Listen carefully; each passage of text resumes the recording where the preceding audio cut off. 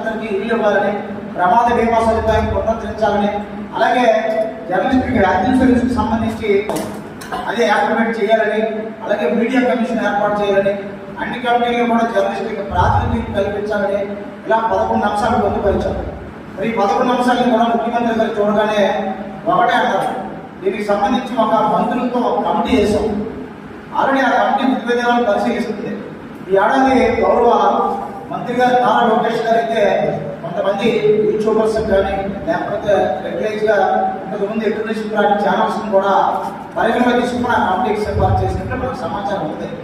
ఇదే కమిటీ ఇచ్చిన నివేదిక మేరకు ప్రభుత్వం డెసిషన్ తీసుకొని వీలైనంత వల్ల మనకి ఒక్కొక్క స్కీమ్ అమలు చేయనుంది.